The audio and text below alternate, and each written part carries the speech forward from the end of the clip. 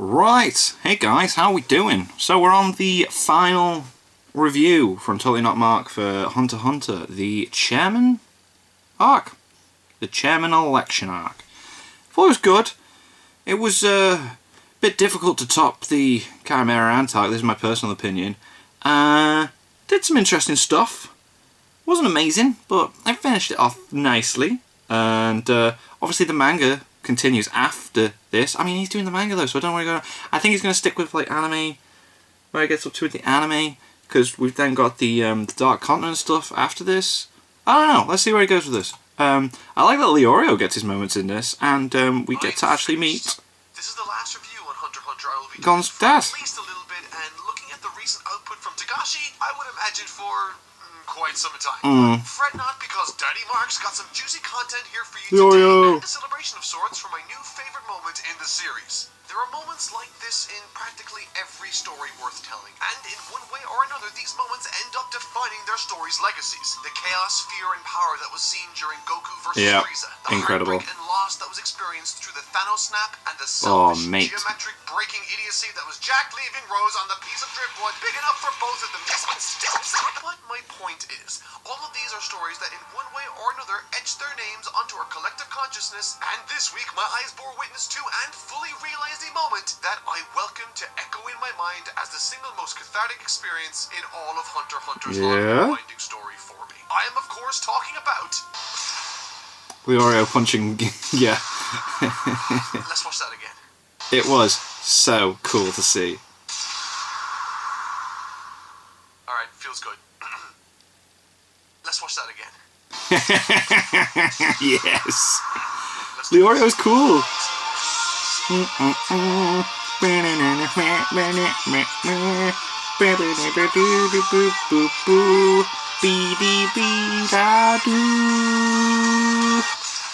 love this arc. I just want to open with that because there are, believe it or not, people who genuinely believe that just because I didn't enjoy a hefty chunk of the Chimera Ants arc, that it must mean that I now hate this series. Regardless of what negative I wouldn't say that. from this series, it's also been a tale that's made me cry, made me laugh, and made me cheer like a friggin' madman. This is a story It that, is epic. I love Hunter x Hunter, man. I didn't love every little detail, still provided me with a series that challenged and captured my imagination. And yes, while the Greed Island and Chimera Ants arcs weren't the arcs for me per se, they managed to facilitate a return to what I loved about this series the most. Serious subject matter with a careful amount of comedy and a goal I can save gone. This arc that I'm about to review today, while doing nothing complicated really, helped to capture exactly what it is when Ahsoka fights the butlers. Adore. And spoiler alert, this one got me. There is some really good moments in this actually, isn't there? Yeah. You guys can guess which part got me. Let's see who knows me the best, so leave your predictions in the comments, and no cheating. Right off the bat, the two major plot lines that operate as the focus of this arc quickly establish their given goals, either carrying it over from the previous arc, like Killua adventure to save Gon, or perhaps more interestingly, the group of hand-picked hunters known as the Zodiac. Who are gonna replace Netero, isn't it? Yeah. Chairman after Netero's passing. Yeah. He's an interesting one, the blonde-haired guy. Some things that came to my attention right off the bat were the minor similarities Jing shares with Gon. Throughout this series, Gon has been, in some ways, subtly, or in other ways, overtly intelligent, or, at the very least, somewhat clever, finding solutions to problems in ways I personally wouldn't have ever thought of. Yeah. In this material, Jing shows off a much more refined application for that cleverness. He understands these people he's working alongside, and, for better or worse, manipulates them into doing what he thinks is best, whether it be by throwing his name in for the chairman consideration, lending advice here and there to others, or by taking a fat one to the face. He's by far and away the best part of these chapters concerning these individuals, though he's not there for too long. A downside to these early chapters concerning the election, for me at least, were how pedantic they could be, all the while dealing with new characters primarily. There's a lot of people we've not met before, isn't it? Yeah. When he's absent, I felt some sense of tedium when engaging with this portion of the story, particularly as this aspect of the tale deals primarily in bureaucracy. However, unlike other arcs, this didn't lack a primary goal for me to latch onto. They are trying to select a new chairman, and all the while, Jing is present in the material. And besides, the real question hanging in the air is swirling around the question, will Gon recover? And if he does, will he be in time to see his father? Something that's been a goal of his from the whole time, from the very beginning. Something that I thought was a little odd initially was was the presence of a new character called Aluka, Killua's sister. She's pretty much the vehicle that makes what happens in this arc possible. She's dangerous. And when that sort of significance or importance is thrust upon a character or their abilities, in this case both, ideally I would have liked that character to have been known to us prior. Yeah, I get it. Yeah. Having spent time at the Zoldyck family mansion in prior arcs, I thought this to be a strange and somewhat contrived. At least some sort of mention or hint or something would have been cool, yeah. Felt as though it came out of no nowhere. way, yeah. Though I will admit that it was pointed out to me earlier this week that Aluka was depicted early on in Chapter 220 during the Chimera Ants arc in a photograph. Oh. So I guess she was conceived of Okay. much earlier in the story than Fair she enough, was then. needed, just not put into action or drawn attention to. Speaking of the Alright, so not out of did nowhere enjoy completely Aluka then. quite a lot early on, perhaps more so than I thought I would. Her personality is drip-fed to us through the point of view of Killua, whether it be through flashbacks of them playing as kids, or perhaps most importantly, her dynamic with her wider family. Togashi made an interesting choice in communicating her relationship with the rest of her family and having everyone outside of Killua refer to her as he, him, or master, with Killua being the only person who refers to her as her. This was a welcomed and interesting means of communicating their relationship in a snappy and efficient fashion. Because really, this arc's pacing is great. It doesn't waste any time. However, I think what helped this arc flourish the most came in the form of one character returning to the spotlight. And that Leorio. character is... How many times are you gonna show that? Many hardcore Hunter x Hunter fans out there, for me to love Leorio as much as I do might come across as perhaps strange or indicative Nah, of he's class. me not properly appreciating the material. But I think I can rationalize my position with respect to that and maintain consistency with my perspective on the series throughout. Without Leorio, it is my belief that this arc would not work for me No, at all. I wouldn't be as invested if Leorio wasn't so involved in it. I mean, absolutely not. I love numerous scenes Leorio had nothing to do with. However, if you were to remove Leorio from this arc, it's my belief that the rest of it would suffer greatly. So, let me explain. In I prior agree. videos, I have touched on what it is about films, TV shows, and stories that makes us laugh, cry, or become emboldened to emote passionately. Now, obviously, there are a number of ways to achieve this effect, but the most effective for me that I've found has been in the pursuit of contrast. Take the final battle in One Piece's Sabaody Archipelago, for example. We've followed this gang through thick and thin. No matter what stood in their way, they've always come out on top and managed to save each other from everyone just disaster. disappears, And man. moments before this encounter in the archipelago, they were laughing, joking around, and then engage in some tremendous heart-stopping action. And as if mere candles were being extinguished or a light switch was being flicked off, one by one they were torn away from Luffy. Disappear. Now, what made that scene as emotional as it was for me has to be the sudden shift from togetherness, hope, and optimism And all of a to sudden just like isolation, despair and negativity. It's by a striking himself. contrast Couldn't that save hammers them. home the significance of that moment and their relationship. It's the sudden spike, that massive tonal shift that does it for me. This can take place in a sudden realization and Mate, in the I was opposite reading that, I was like, direction, what is where going the on here? characters go from despair to My happiness god, also. this is hard to This read. effectively the essence of the film Your Name, and particularly the final moments where we think they might not Pop actually team get together. epic. And when they do, there's that This is a relief Hunter x Hunter and review. contrast. I see it, I cry for an hour, roll credits. Explosion. But again, I want to reiterate that this isn't the only way to achieve this effect in people. We're all different, and as a result, different approaches work and don't work for each of us. And while I don't want to touch on this for too long, because I did enjoy most of the major beats in this story, the Chimera Ants arc felt extremely negative to me for prolonged durations of time with little to no breaks. I understand that that's sort of the point, as the subject matter deals with some truly horrific material. Yeah, it's and perhaps pretty the nasty latter at touch might be times, yes. inappropriate, but this is predominantly the reason I didn't find it as potent an experience as I'm sure many of you who loved it might have found. The philosophy is interesting, but nothing I haven't explored through conversation into the late hours of the night with my closest friends, and the tone, while interesting and effective in its framing of events, feels, at least compared to the rest of the story, somewhat one note. By the time the Chimera King died, I understood that this was obviously a sad moment, Yeah. but it didn't even remotely affect me like many of you described it would. What? There was no history for me to look back on with the character outside of some murders and a lot of fun board games, and while those were nice and enjoyable, the relentlessly grim affair that was this arc ended up making I was an emotional mess at that. by contrast. He's already dead.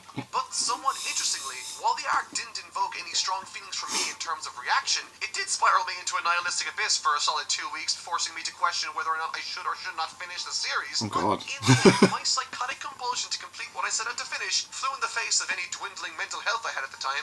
And you know what? Jokes aside, I'm actually glad it did, because Yeah. this arc injected back It into is good. Hunter x Hunter What I loved about the series, there was once again a sense of camaraderie painting the walls of every encounter, whether it be through Killua doing everything in his power to protect his sister and save Gon, or in the case of these scenes, they brought back Leorio. And choosing to include him in this material carried for me the second of the two major plot points in this arc for me. His offbeat goofiness combined with his love for his friend really contrasted beautifully with the mundane, boring bureaucracy the rest of this section brandishes. And in a way, he makes it sort of fun. reminded me of how Loki complements the bureaucracy of the TVA in Marvel's Loki. If you haven't seen it already, quick plug, it's a great show. Needless to say, this enhanced for me a number of characters in the story, but none more so than Jing. And with Gon now laying somewhere in intensive care elsewhere, I was hoping and praying that finally, now that this Jing character is staying in one known place for extended periods of time, Yeah, like, come on, please, meet him. Killua could find a way to help his friend recover so that he could, see his dad. Yeah, that'd be cool.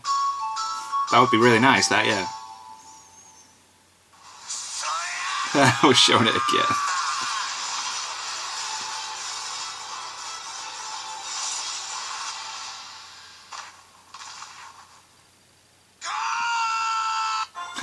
Nicely edited. Normally in circumstances like these, when some previously unknown mechanic is made possible through some otherwise unknown person in order to revive... It's cool as well that the main character has not got a lot to do with this story as well. Like, they don't have anything going on, like, personally not interacting. This Alluka plotline is handled superbly well. We learn of her interesting and honestly frightening set of powers and the equivalent exchange that seems to go hand in hand with them. You ask for one thing and she shall grant it for you, but then you need to do three things for her in order to balance the spreadsheet, so to speak. She's effectively the means by which Gon makes a miraculous recovery during this material, and if that's all there was to this encounter, then you'd be hearing a very different song being sung by me right now. But thankfully there's much more meat to this plot thread, and one that leans heavily into the themes of family and abuse Killua's character has been exploring since the beginning. Unlike the rest of his family, Killua cares deeply about his sister and will do anything for her definitely. well-being. Reading through flashbacks which capture the early moments of their toxic familial relationship altering Alluka's treatment are both harrowing, scary, and emotionally powerful, particularly when we fully come to grips with how they've been treating her all this time. Symbolically, this is the most overt defiance of his family's wishes Killua has performed thus far, and it's for the benefit of another. And a terrific contrast with the scared individual that would be afraid to overextend himself, particularly evident in the first arc when confronted by his brother Illumi being the most evident of this. And as Killua to his face defies him time and again in this arc, it's supremely satisfying, and what's more is that Killua uses this relationship with Alluka to outmaneuver and outthink his oppressive family, aiding in his escape of the compound en route to the hospital housing. Keep running. As mentioned above, Sonic, there are gotta go two faster, separate faster, plot threads faster, running faster. side by side here, and neither are connected until the very, very end of the story. The first being Killua's rescue and ultimate delivery of Alluka to Gon's bedside to heal him, all the while running from... And the second is... Once Leorio arrives at the scene during the Q&A for the chairman situation, he is the first to hop up to the podium and asks a rather pointed question towards Jing, asking the very question we wanted to ask all along. Why hasn't he even attempted to see his son? And unsatisfied with the answer, Leorio unveils to us and Jing his Nen type. Catching him off guard with a massive punch to the face, this was, and I cannot begin to express how much love I had for it upon first reading. It's amazing. This isn't one of the best moments in the series, I don't know what is, and this sequence pretty much sets the trend in place for the rest of this half of the story. Leorio plays a leading role in injecting just the right amount of heart and humor into the story to allow me to enjoy the rest of the material as much as I did.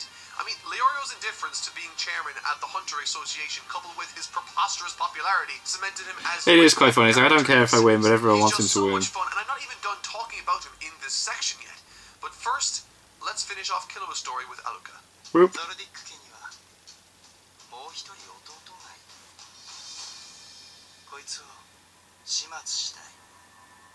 Due to the flashback nature of Alluka's ability, Illumi takes the initiative and attempts to kill his brother before he can make a wish with Alluka. Regardless of how I may or may not feel about Alluka coming into the story, her involvement offered a great mechanism that pushes Killua and his family into conflict. This arc pulled a lot of weight that I honestly wasn't expecting, with the first being a terrific capping off to Killua's character arc, once a young man petrified by the very sight of his brother matured, Illumi, man. Now he's strategizing to outmaneuver and defy him at every possible turn. And not really in an effort to affirm anything necessarily about himself or to raise his own standing, instead it is for the benefit of his sister and his best friend in the world. This sequence, from the car chase, the involvement of the butlers, their conflicting allegiances, and the strategy from Killua employing the hot air balloons, all the while Alluka provides numerous instances of scare and horror made for It is a brilliant bit. action You do sequence sometimes that have moments where you're like, oh god, what if things go wrong here? Or with, of course, the clear highlights of this section oh coming by mate, way of any that was a direct shame. involvement from Hisoka or Illumi. But perhaps most significantly, what I loved about this sequence was how it highlighted the greatest strengths Gon has: his ability to make lasting and powerful relationships with people. His ability to make friends with Killua ended up making the surge of power he gained to kill Pito possible to return from, and his bond with Leorio had him in the running for winning chairman of the Hunters Association, and would have given him the power to dedicate all resources of the association to his recovery. And all of this happens within the arc we anticipate he will meet his father, someone that not too long ago lamented over Gon's reliance on his friends, citing that trait as a weakness in him. Overall, it's a powerful and satisfying merging of themes.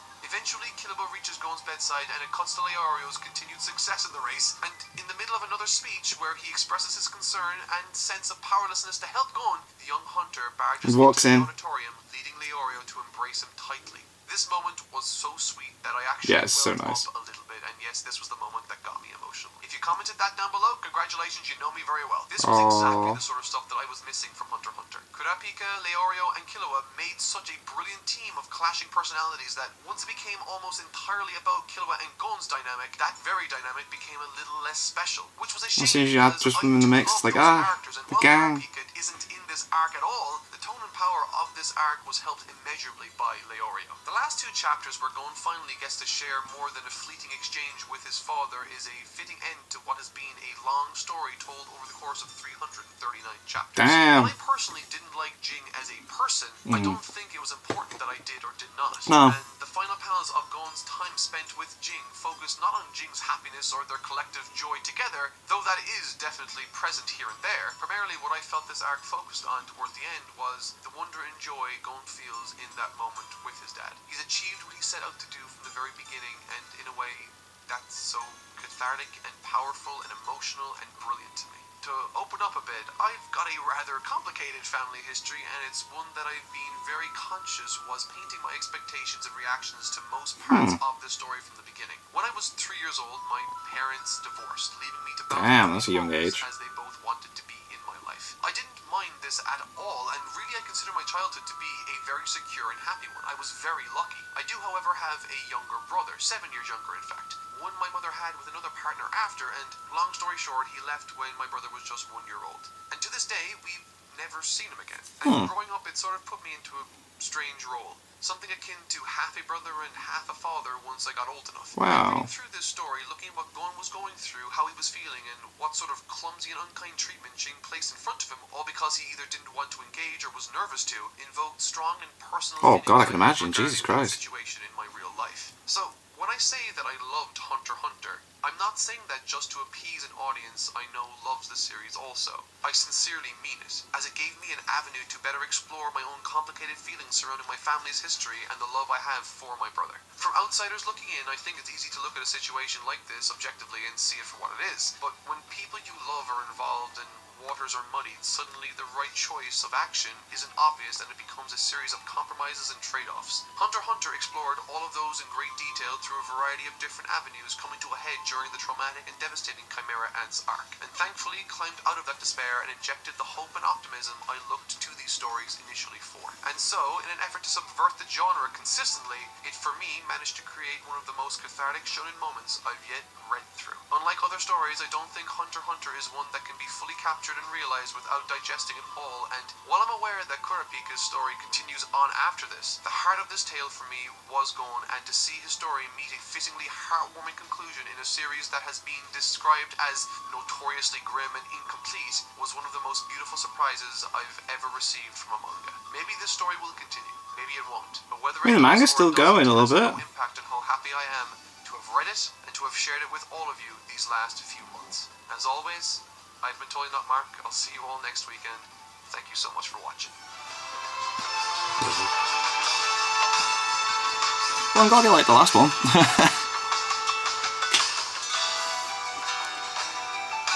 Well, I'm glad you watched all those, because that was a nice little recap as well for me, for like the Hunter x Hunter anime. Trying to get my girlfriend to watch it, but she didn't have time for that. Ain't got no time for that. And what was it? A few of you were asking if I was going to watch his Berserk reviews. and I don't like watching these reviews without actually, you know, reading what he's talking about and having my own opinion on it as well. If I ever do decide to start reading Berserk, yeah, maybe, but I'm just like, I'm proper getting through One Piece right now, absolutely loving it. I'm loving the One Piece reviews every week. I mean, who knows, once I get to a certain point with One Piece, I might start reading Berserk. I want to check out his theory video that he put out as well, but I'll check that out after I've watched all his reviews for One Piece. So every Monday there's going to be a One Piece review, and then eventually we'll do that, and then, yeah. Yeah, I'm glad he enjoyed that last arc. He had some very valid points to make there. And, yeah, thank you to my patrons. If you want to have your name at the end of every video I upload, link is in the description to the Patreon page. $1 a month is all I ask to help to support the channel. Thank you very much for that. And thank you guys very much for watching. What do you guys think of that? Do you guys think of this? Click like, subscribe if you haven't already, leave comments down below. Let me know what I should watch and discuss in future videos. And I'll see you guys next time.